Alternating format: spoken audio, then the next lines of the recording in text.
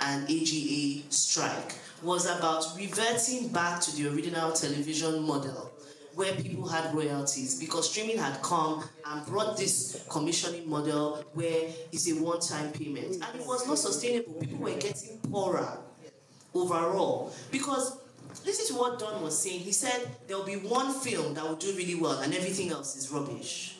So we need to make sure that it is spreading. Because if it is spreading, the product gets better. So the overall revenue gets better. And let me just put it to you like this, right? I always say that in the industry, I'm in the industry, but I'm also a consumer.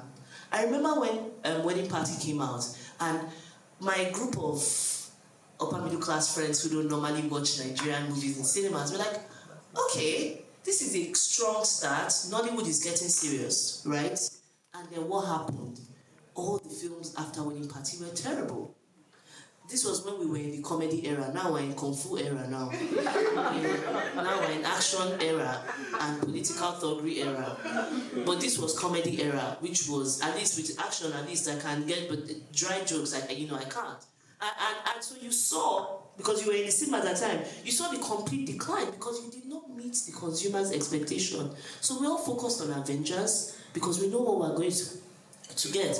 High quality, Black Panther, and they delivered the numbers.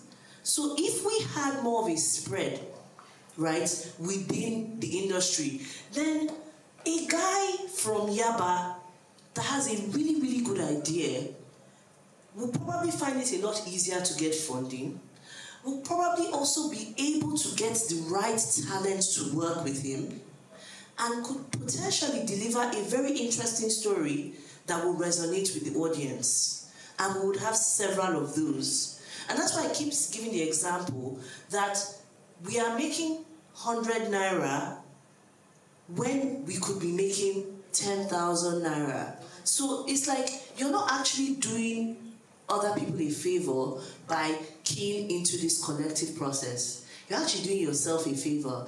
And by the way, music is far more organized than film. As of today, we have the Record Labels Association, I'm the secretary. We have the Music Publishers Association, I'm the secretary. When I went to the National Assembly at the public hearing on the copyright bill, it was music. It was the level of organization in music that made the industry look serious. Because I was there on behalf of those music bodies. Those music bodies were backed by the international bodies. So the level of analysis that we did on the copyright bill, it was incredible. I remember, and I'm not hyping myself, I don't think this is about me. This is really just about structure. Yes. I remember when I was speaking, they were shocked, and the senator had to say, I have never seen creatives present like this. And they took us seriously in that room. You can ask anybody that was at that public hearing. It was music driven. Because they are way more organized than us. They've understood. In the Record Label Association, you have Maven, Chocolate City, Warner, Sony, Universal. These people are competitors. But guess what? They all have this group. And if you see the level of lobbying, they have meetings with the NCC, the Copyright Commission, at least bi-monthly. Wow. Can you say that about any film association? They are planning on training the judiciary. When the Mobile thing happened, there was a whole industry meeting to address it. And now they're talking about standardization of record label agreements, creating an informal mechanism to resolve label and artist disputes so that they don't escalate. And then they want to train the judiciary to understand that dispute. I mean, this is what I am talking about. This is an industry. But when you see the gathering of people in film, chairs start getting thrown. Interesting. I was going to ask you to respond to what I said initially when I was responding was to make you understand that the industry needs champions. That's the little you can do. You understand? You know, you may not have all the capacity in the world or the network to start saying, I'm going to the House of Assembly to defend. However, you can be a champion. What that means is when you hear conversations, when you see conversations, when you see people talking about these things, you want to learn, number one, and then you want to pipe up. Because no matter who you think you are, you have an audience. You understand? And if everybody starts to talk about this movement of protecting the IP in the film sector, it means somebody will listen. It means something will be done. You know, everybody clamored, you know, during the mobile thing, everybody went on, and, you know, the police had to act to prevent a riot. You understand? So first of all, this industry needs champions around the IP. Because you are a practitioner, you also need to champion your practice. So first of all, you need champions. You know, people who are just willing to say, look, what is the next thing? You have to get it right. Ijoma, what's the next thing? Who are we following? Who are we going with? What is going on? You know, ask questions, you know, challenge. And their champions at different levels. You understand? Their champions at different levels. This is our big champion here. Yes. You know, and then there are people who have the right connects in the right places, in the Senate, in, you know, where they're talking about making laws, amending laws, all those kinds of things. But don't check out when the conversation starts. That's my point. When they start to talk about IP, intellectual property, don't say, not concern me. No. Listen, contribute. Listen to the stuff that Isioma is talking about and say, look, it needs to be better. I'm not sure we will get it right in our generation, this current one, you know, but we can't do it for the next. Actually, that was exactly where I was headed. The next generation, right? I'm not trying to give up like you on the current generation, but we have a burden, you know, upcoming, very smart, young people who are exposed, who are savvy, and all that. And with the Film Lab project, I think that will be a very good platform to start, let's even start, you know, let's start a new foundation. Yes, exactly. You know, by helping these young people and anywhere, because if I kept asking, I said, you said we need to train. She's trying to raise funding for training and building capacity in the industry, because you cannot be bigger than what you know. Your level of knowledge and expertise puts a ceiling to how far you can go. If you know better, you will act better and you have better results. That's it. So we need to, I believe that IP is an integral part of the Film Lab program, because, you know, that is very key. If we can raise a new generation, then we can have more champions. People who know their left from their right. People who know when a contract is said, oh no, you know, you sit down with knowing that first of all you need to sit down with a lawyer. Yeah. Right? Because our people, first of all, don't like contracts. And then once you wave money in front of them, they don't bother to read the contract. Is 6 months down the line, they now find out that, oh, somebody is sub-licensing my content, somebody is reselling it, and then they start crying foul. But you didn't sign at gunpoint. It's just that you didn't pay attention, because you wouldn't get a lawyer, because it's not your job as a producer. So this is what, you know, the entirety of having an industry and having a structure that is in place. Chile is very big, or I don't know who your lawyer is, but I know that when it comes to legal framework, she's extremely very, very, because I've worked in distribution, and she's one of those people that will query clauses that are inside contracts. Yes, so what I just wanted to, you know, help us understand why you have taken time to make sure that you lock up your you know, that aspect of your business, the legal side of your business. So while that document comes to you and it has some interesting figures in it, it also has interesting figures that can sign your life away. That's one. Then it came duly from a great experience. So today, Taste of Love was... Can you tell us a bit about Taste of Love? Because you assume that everybody knows. I'm sure Brenda said doesn't know about it. I know Taste of Love. You know Taste of Love? Okay, sorry. Okay, if you know Taste of Love, I'm the executive producer of Taste of Love. Right. Thank you. Don't you know Taste of Love? Okay.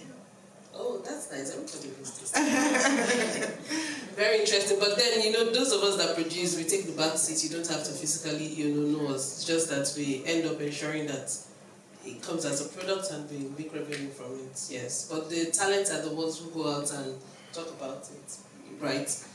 So our bit is to ensure accounting, the fact that funding is provided, the right kind of funding at the right time. So while we talk, I just want to mention something. When you say there's no industry, I think what we lack is structure.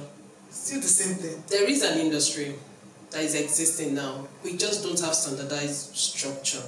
And I believe that we've also tried, we've evolved. If you look at some champions that have come into play, I know I'm in film house right now, but you need to follow the Film One structure and understand that they have come in as standardized players in this system. There are champions that have come into play. Yes, we were coming from advertising and brands and engagement. We came into producing content based on our pre-knowledge of contracting, that's micromedia productions. So we didn't fall into, there were not so excessive pitfalls. IP was extremely important. I'm sure from the first conversation we started having maybe over a decade ago, it was always clear.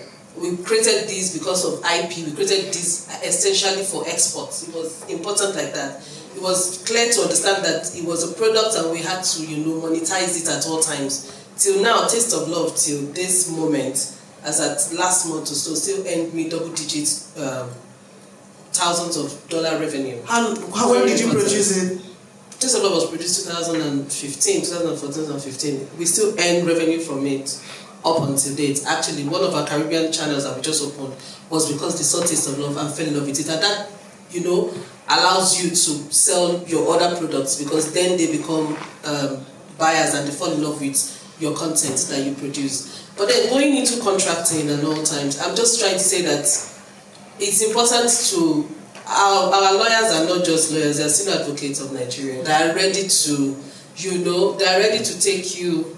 In short, there was one of the facts that they had at some point and they said, "Ma worry, 10 years, what my son will, like years."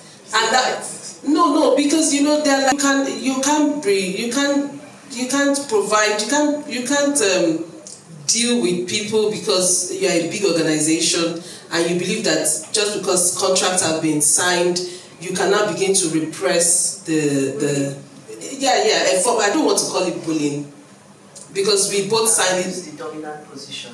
Abuse it. When you use, the word abuse now is very extensive.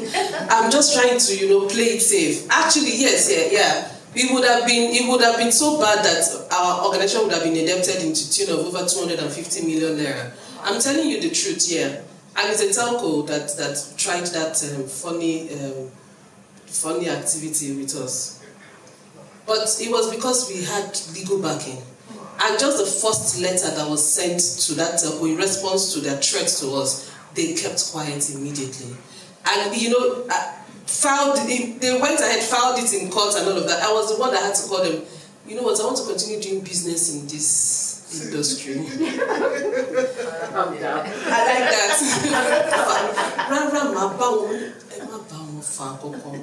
You know what, the first payment that, because it was installmental payment of 6 months, it was a 2-year contract, so it was four installment payments they had paid for it.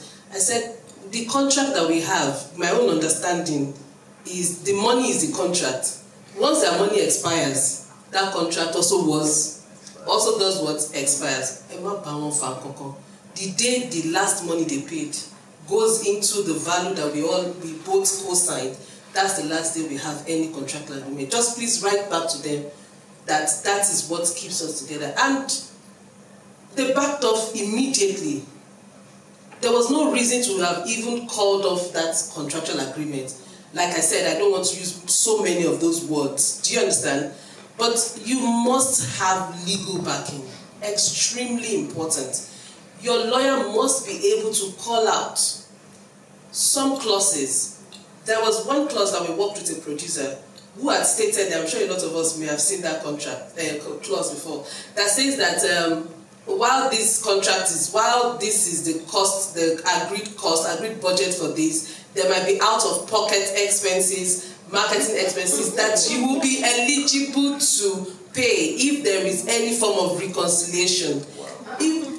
It is in all contracts. You just have to.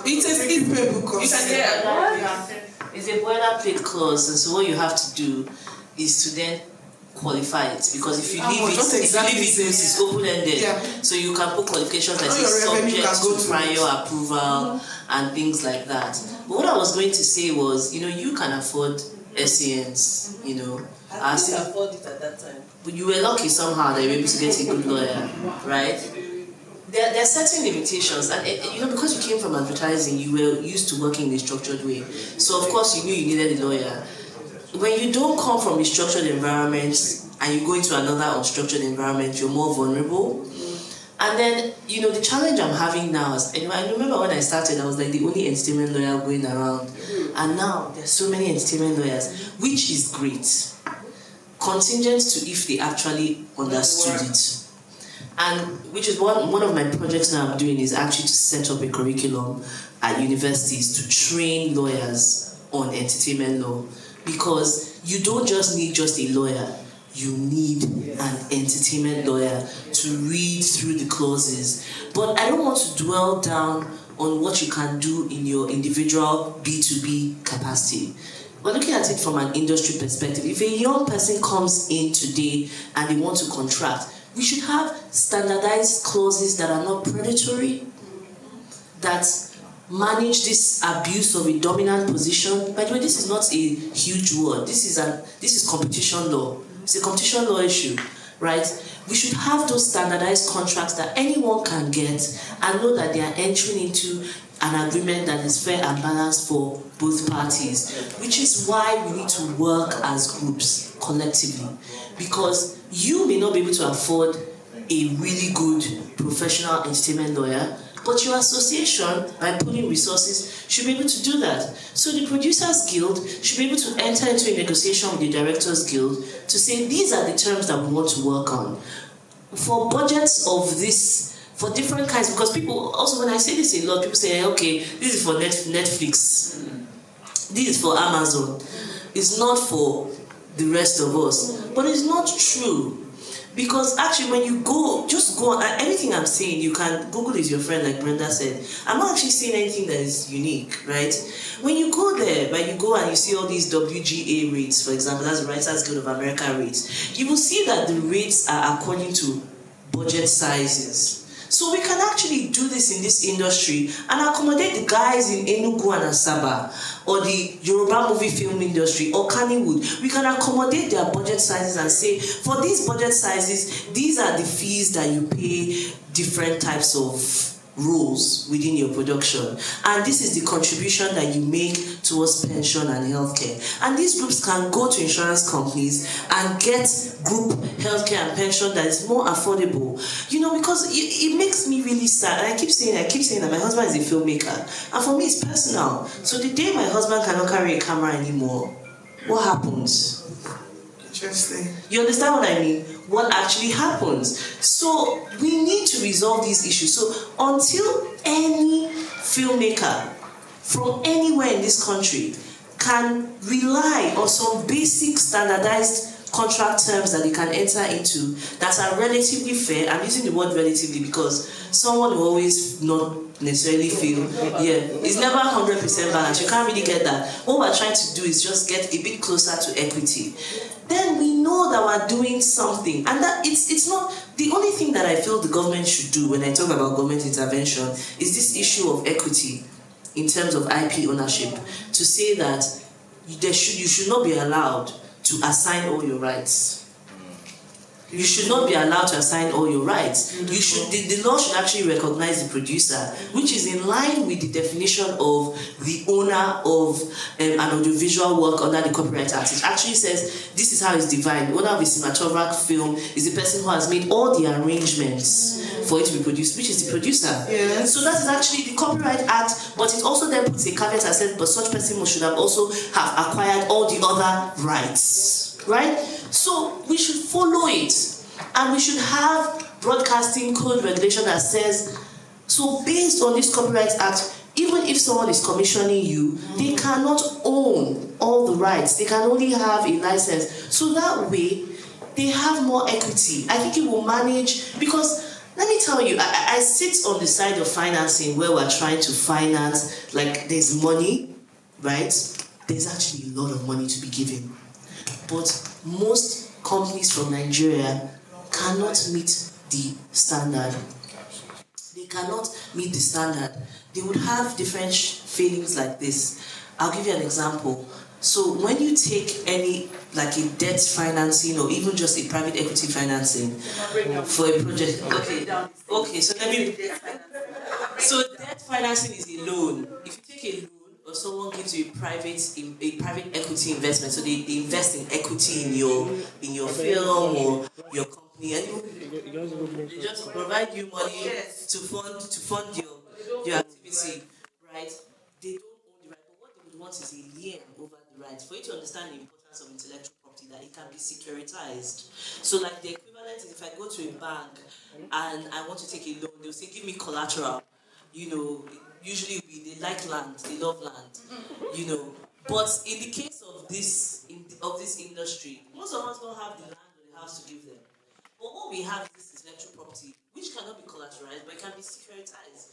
And when you say security, literally the word security, how do I secure the money I have given you, right? So there are many things you have to do that. And one of the things you should do is risk management. What are the risks that I could face in my production that could risk the money that I have given you, right? Several risks could be, imagine you shot 80% of your film and then your key cast dies or is somehow incapacitated. You still have 20%. You cannot recast. It's a film. A TV series, maybe you could recast. But a film, you cannot recast. You have to reshoot with a new character. Who's going to pay for that? You can't go back to the person who gave you money. They've given you all their money, and now their money is at risk because they're not going to make it back until your film is produced and is on the market. So there's something called key cast insurance that's supposed to come in that situation to cover that cost. Or I finished producing the film, and one guy that was working in my team did not properly clear a song that was inside, and then the label slams me with a claim. At that point, you finish spending all your money. They can actually stop you from exploiting it. What do? There's supposed to be errors and omissions insurance to come in and cover that claim. And then, what if something else happens, like there's COVID, and it happens halfway through your production, so you have to stop, and you are still paying people, right? There's something called completion bonds that's supposed to come in at that point to cover the cost. You remember that Alex Baldwin film where, you know that they were talking a lot about insurance.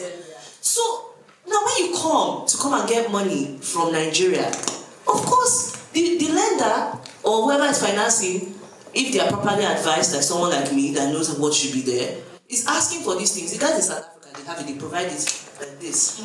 They have tax credits that actually de-risk your money. They provide it like this. People in Nigeria say, we don't have it too. We don't have it. And then I laugh to myself and I say, okay, you don't have it, but at what point did you guys think, let's just go together as a group and go to these insurers and tell them this is what we need. This is what we need. Are you going to back us? You understand? I have had to go on my own to train insurance companies in Nigeria. I go into meetings alone. And if I went with maybe Genevieve Naji, they'll say anything. You understand? But I can't get Genevieve Naji to come with me to a meeting to try give them a little smile and okay, yes, sign, okay, we'll do it. It helps. Absolutely. You know what I mean? So that's what I'm talking about. Like, to really run this business, like global, and you saw it. You saw earlier this year, Netflix is doing a whole bunch of stuff in South Africa. The South Africans are even overwhelmed with what Netflix wants to do there because they are structured. Netflix does not want to deal here. You see, are they really commissioning? They're just licensing. They don't want to deal. The first thing they commission in Nigeria, everyone in the industry knows how that went down. I don't want to go into other people's problems before they come and sue me. You understand? But that's what I'm talking about. Like, we have to have this honest Conversation. come to Jesus conversation with ourselves. Absolutely. And then say, okay, and honestly, I don't think this is a future thing. I'm telling you the truth. If we decide this year or next year that we're going to do this thing, those of us that have the experience of working in structured environments, that also have sway in terms of, we're the ones controlling the small market that is there, we're the ones controlling it, and we want this thing to work well because it's affecting us, right? Yes. And we decide that we want to do it. This is not a future thing. This is a now thing. This is something we can achieve, but we must have the will to do it. And we cannot. And those at the top now have a responsibility to carry everybody else along. I'm joining Isioma as the champion of this course. I know that she's been doing it, and I already had conversations. Like with, we had an insurance company coming to talk to us in NIFSummit. I'm like, Isioma, we need to go and sit down with them and tell them this is what we need. Don't just come and talk to us. This is the next step. Because again, like I said to them, even in London, I've passed the stage of just talking. We need to have measurable outcomes. I want to come back to you and say, Brenda, after this session, this is what happened. This is the step. So you know that your money that you're putting into supporting the industry is actually yielding the right results. That is extremely important. So, it's good we're coming together. Let's see what we can do, bring our different strengths, bring our different experiences, our connections, and see how we can actually make the change that we need for our industry. Yeah, and once she's done, I'll take questions and then we'll wrap up. Yeah, no. Okay, I think Dawn also wants to. All right, thank you. Last words. Okay. No, I just want to applaud the former Isioma for the kind of work that she's done extensively so far. I'm also learning some new words from what she said. But my suggestion would be that, if something is not written out, you can never really understand the extent of what, the scope and the extent of what needs to be done. That's what I meant by structure. So like just a flow chart would be ideal.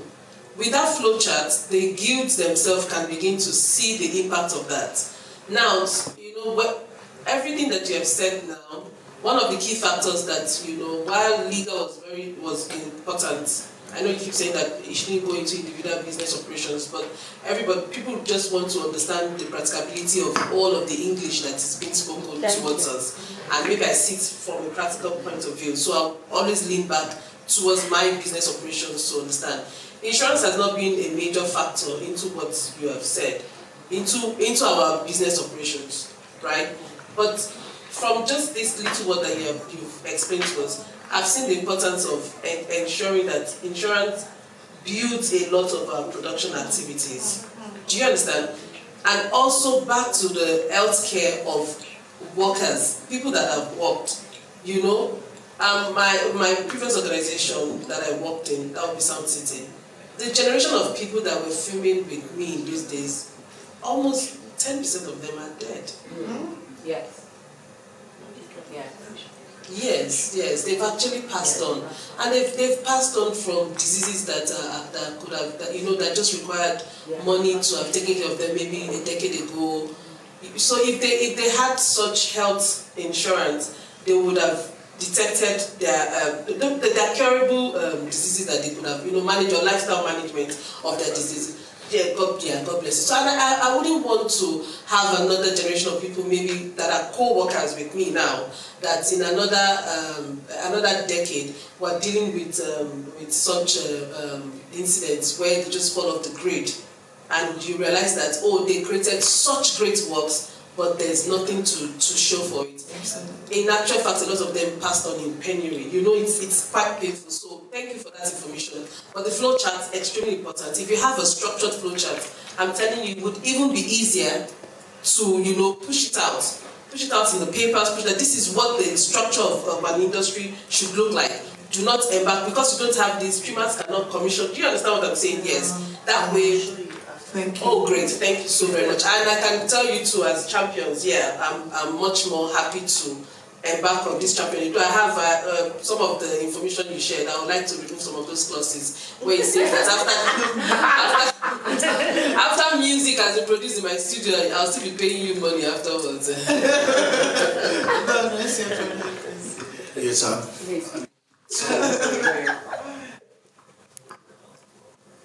on a very granular level, the custodians of the intellectual property are the producers. And I think it is key to understand who a producer is and what is expected of a producer. Because even in the industry, a lot of people don't actually even understand who a producer is and what is the role of a producer. And one of the biggest problems we have is that a producer is a custodian of the IP, something called the chain of title. A producer is not an individual. A director is an individual. A writer is an individual. A cinematographer is an individual. A makeup artist is an individual. A producer is not an individual. Not anywhere in the world. A producer is a company. You are a company. So you need to switch that mindset. And that's one of the first things that we're working on the Free Lab project. And there's been so much debate between myself and Yemi Daramola and Sukame Adebayo, who are my delivery partners on this. The producer is a company. And you have to see yourself as a company. Because the moment you see yourself as a company, a lot of the things they were speaking about here falls into place. You need a lawyer. You need an accountant. You need structures. You start to think. You're a custodian of a chain of title. In negotiation, how do you negotiate with writers? How do you negotiate with directors? Isha Madam, she's my lawyer. She's my lawyer. And a lot of the problems I have, she's the one that backed me, and we have lots of stories we laugh on, and a lot of things in the industry I wouldn't have been able to push through it if I didn't have a backing.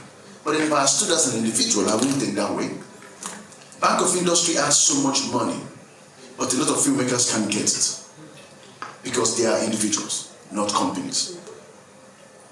Nobody gives money to individuals. They give monies to companies. Yeah. CBN, I started the CBN sci-fi thing. Nobody could access the money. The same people who are making the most successful films in the industry are the ones accessing everything. Why? They are companies. They have a structure. Companies. 8 years after Bank of Industry, people went to collect money from Bank of Industry, and Bank of Industry decided that, okay, let us be flexible on this whole company thing, whatnot. A lot of people went to take 15 million, that money is still not being paid back. Yeah. 6 years later, I had to get into a deal to refinance a lot of these films when I was heading Vivo, on the structure of Vivo. And guess what? People borrowed 50 million, and the value of the film was not even up to 10 million that they made. Sure. How do you get out of that? What of the 2 billion that they released under Jonathan's government? Nobody knows till today. It's the 2 billion. So guys, so when you start to think about these things, it's really not difficult. You have to understand who you are as a producer and what is expected of a producer, and you are a company, and that is the first step. And this is part of the thinking that allowed us to design the curriculum on Film Lab, on Film Lab, right? The British Council Film Lab, and I guarantee you that the people that go through that program, when I will know, say when I go through something. Thank you. Because it's that thinking that really that is actually Questions? to go through. Just 1 minute. Less than a minute. The point that Don just said has actually even revealed the problem.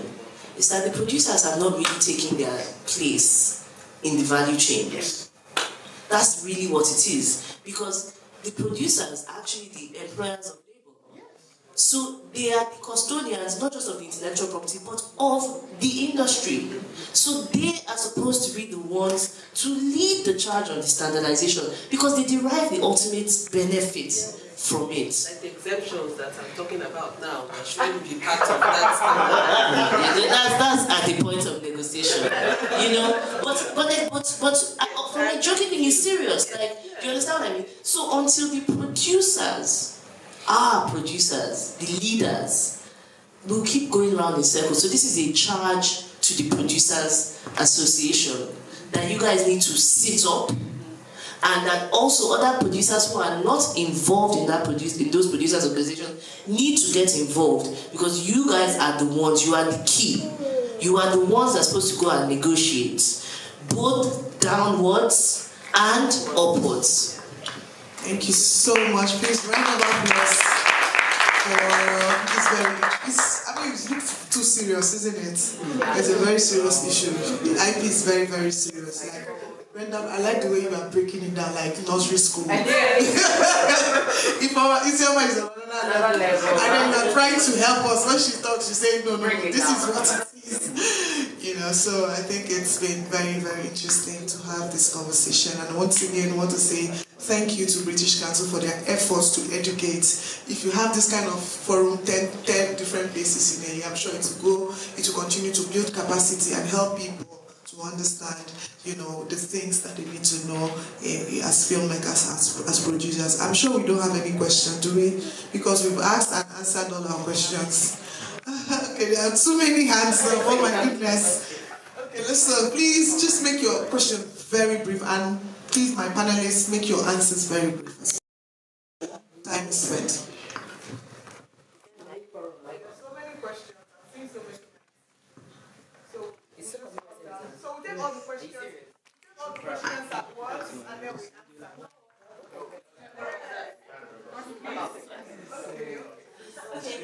Good afternoon, everyone. My name is Ehis. I'm a lawyer for a studio. There's a point that you raised, which I found very interesting. You said that we need to make sure that everyone gets this pie on the cake. Be like a revenue. Like I'm trying to get the word, but I can't remember it. Royalty for producers. Now I'm speaking in line of the studio, right? The owner of the IP when in corporate art should be the studio that brings everybody together. Now, how would, because if you say the producer, very important, right? The producer is very important. So is the cinematographer, and so is the director, and so is even the actors. So if we give everybody a percentage, how does the studio stand? Like, this studio, they have people, they have... Okay, let me answer your question very quickly. I think you need to understand. A studio is a physical thing.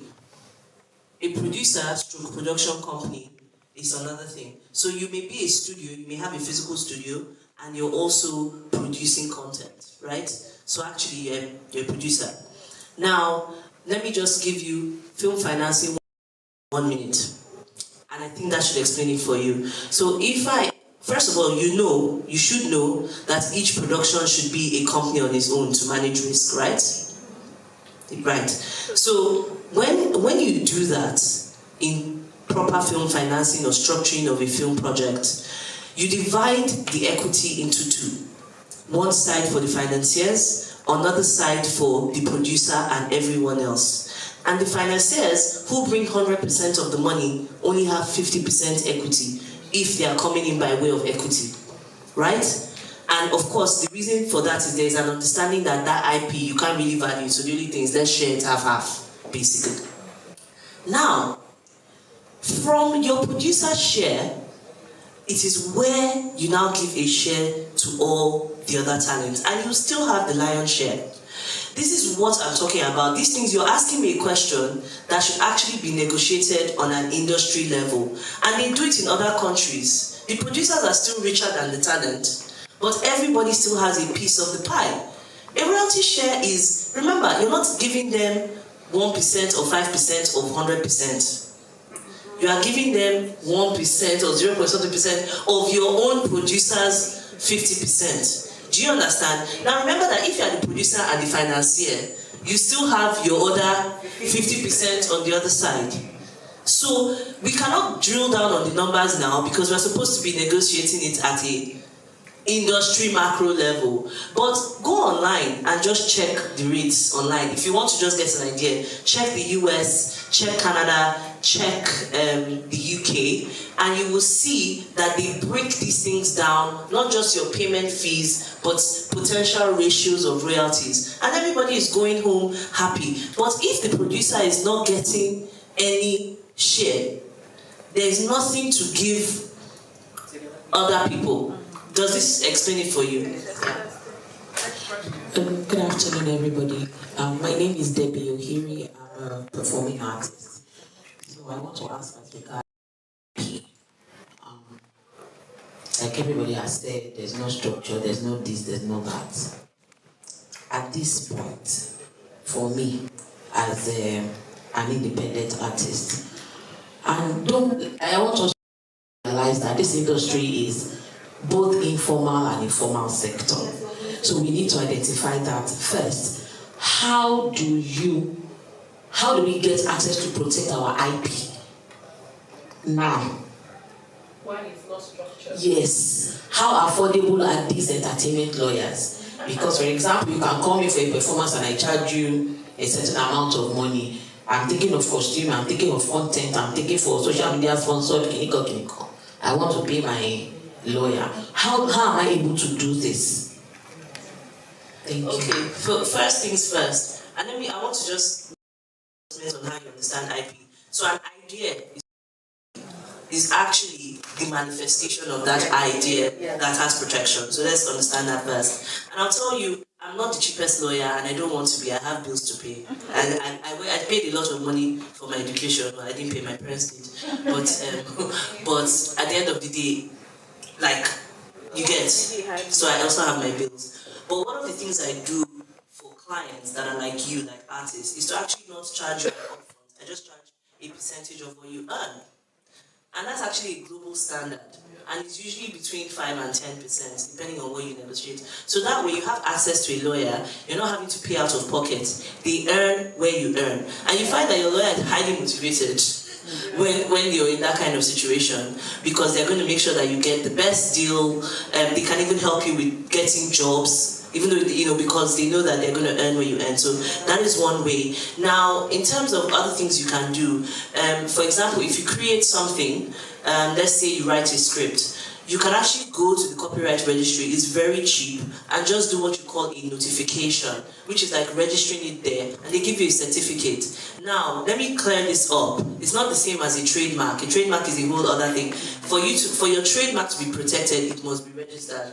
But for your copyright to be protected, it doesn't have to be registered because it is automatically given to you once you're the creator. But what the notification does is it makes it easier for you to enforce your rights because there's a record of it, and then two, you have put the public on notice. So when someone, let's say I'm a lawyer and I'm doing a project and I want to do what they call a copyright search, just to clear things. Your intellectual property is in that public record that I can check. So those are just some quick tips. Thank you. Another very quick thing, if I can just throw this on here, is it's also a mindset thing. Your lawyer is no different to your cinematographer, your writer, your editor, and whatever. They need to be in that budget. You need to stop treating the lawyer as a special person that you bring in and out. No, in your budget, your accountant and your lawyers are there. The same way you're treating your cinematographer, you're treating your editors, you're treating your writers. So that mindset now works for you because now you're factoring everything into your budget. Yes, my name is Sukomi Adiba. I'm a film producer and one of the delivery partners for the Film Lab. So I want to ask a question about data. We're talking about people, intellectual property, and people being able to earn what they deserve, and even just getting a whole structure to how people understand, what their rights are, what kind of royalty. I think there's a huge problem in terms of information. Black Book is out, and we're hearing that Black Book made $1 million, was made for about $1 million. I mean, there was an article that said it was 823. I mean, that information is not out there, and it's difficult. Sometimes producers or even just people in the pipeline get involved in projects and they don't even know the value of the project. So the question I want to ask is, in terms of this information coming out, in terms of people understanding, what the budget is, what outcomes. It's good that we have the CEAN that gives information about box office and things like that. But across the line, for streamers, for television, as part of the policy, what you're creating, is there something in there that addresses data information being accessible to the guilds, to filmmakers, because I think it's very important, it's very lacking in the industry. Unfortunately, I can't speak to what is in the past, you know. However, for the future and looking at Film Lab, we're going to be very transparent. You know, the process, we have opportunities for public engagement, and in those public engagement opportunities, a lot of these questions will be asked and answered. Hopefully, we're able to create toolkits, you know, from this project, and those toolkits will be open source. Everybody will have access to them, and then they'll be able to use. Thankfully, our faculty is going to be rich in experience, you know, we're on it as well, and that will help us to tackle some of these issues. This is why Film Lab exists, you know, to deal with all of these things. It's not really about the films, it's about the process. Let me just add that, again, it keeps coming back to not acting collectively. The reason why we don't have data is that everyone has confidentiality clauses in their agreements. So they can't even share the data if they wanted to. People take risks to share this data, and we have this culture of secrecy. I'll give you an example. In music, the International Phonographic, or basically just the global organization for record labels, your membership fee is determined by what you earn, a percentage of what you earned in that year, which shows that there is disclosure. Now, since we formed the one in Nigeria, we're wondering how we're going to work around this. But meanwhile, if you share data about what you earn, we're actually going to be able to go to government and say, listen, this is how much we're impacting your economy. So I think that there has to be a move from the guilds and associations to actually look at these commissioning agreements, which is why I said that producers have to negotiate down with the cast and crew and up, because then we shouldn't have confidentiality clauses so that the information is public. So even Netflix themselves can announce, this is what we paid, oh. You understand? But people are benefiting from the fugazi. It's the truth. People are benefiting from the fact that there is a dearth of information. I'm telling you, I'm pretty sure after this session, they are going to be abusing me, whether it's in Filmic or one of those other WhatsApp groups of filmmakers. It's not today this one started. But that's why, and I realized that the reason why this can go on is that people actually know that there's nothing I'm saying that is not already being done. Check it abroad. They don't have those confidentiality clauses in their agreements. But here we do. So who puts it in? Is it the streamers or the producers? It's the commissioners and the licensors. It's there. But in other markets where there is transparency, it's supposed to say that we don't want it. It's collective effort. We have to say that we don't want those confidentiality clauses in there as it pertains to the money that has been exchanged, so that we can have the data. Because they keep playing all of us. They keep playing us. I'm sorry, let me get this. I've walked into a meeting, our top talent, and I'm their lawyer, and I could not believe that in that meeting, the platform, this is our top talent, this is our top IP, so this is how much we have TikTok. It would never happen anywhere else for that kind of IP. And my client was scared because they didn't have information. They didn't know what that project was worth. Thank you. Last word. There's something called the criminal enterprise of tax evasion. Yes, the criminal enterprise of tax evasion. Let us leave whatever feelings we think the government has. You understand? I know how much I pay in my taxes. It hurts, right? So if people don't want to pay their tax, they don't want to disclose what they earn. That's it, simple. So the problem is deeper than yeah. You know, so everybody will come against you because nobody wants to pay the right kind of tax. You understand? But if you're ready to pay the kind of painful tax I pay, I deserve a key to the city.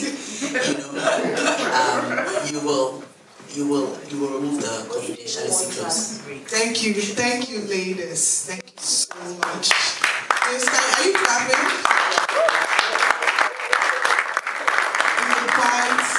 Enlightening, insightful, educative, and to have this crop of professionals sitting here is just amazing.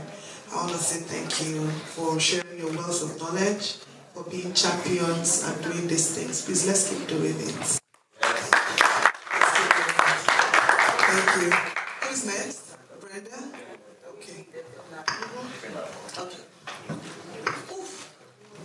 Is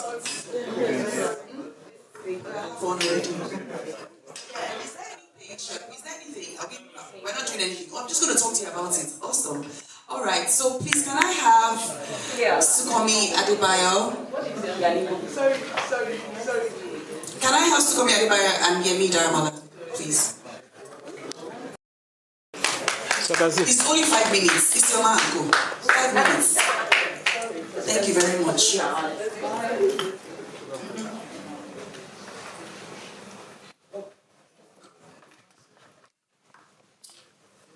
Okay, yeah. Don't worry, it's not going to be more than 5 minutes.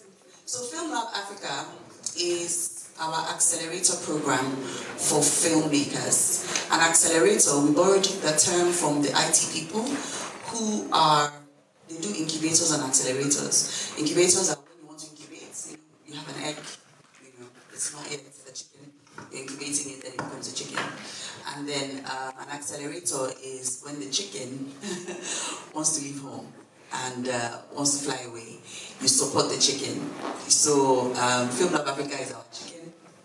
We're supporting it, and we're hoping that the cohort of filmmakers that come into that lab, will become another next generation of the Kule Afolayos and the Kemi Adetibas, and the Jadi Oshiberos. So it's going to be, God, I forgot. Is it 12 weeks? Yes, 12 weeks of learning. It's all virtual.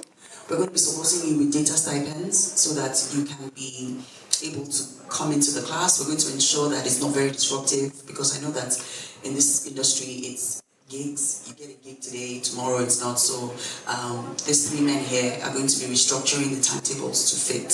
And then you can do it from anywhere you are in Nigeria because it's virtual. You will come into class, it will teach you what you need to know about the filmmaking, and then you will make a film, and then we'll take you around the world. That is it. That is it in a nutshell. So maybe I'll give them, 2-3 minutes each to say something about it, and then Harry will tell us how to register. It's the last week. I think Harry will tell us before we close it off, but it's been open for a while. Thank you, Brenda. I just wanted to say that even for us, as partners on this project... It's 2 minutes also to come. Don't worry, I'm almost done. It's a great opportunity, to understand, how film works, from scratch. To a point of distribution, and showcasing your film. And even us running through the curriculum, it's very obvious that anyone who passes through this pipeline gets a grounded knowledge, of how it works. Not just to produce the film, but to see the big picture, of what it means to market your film, of what it means to protect your intellectual property, of what it means to network, and to push your film even just beyond Nigeria, and I think that's one of the things that Film Lab seeks to address, and I would just encourage anyone, that has already registered or that hasn't, to take advantage of this huge platform. Yeah, thank you. Hi. The whole idea of the Film Lab is seeing yourself as a producer. Don reiterated this earlier. You need to be able to package yourself as a business. Those are the fundamentals that we're going to teach you. To understand the film business, to see yourself as a business, and to be able to protect yourself. So the application process is still open. Harry's going to talk about it. I want to encourage you to apply. Apply. We want you to participate, and we want you to learn about the program and be able to really function as a business. Make money. Find money for your film. Ensure that your film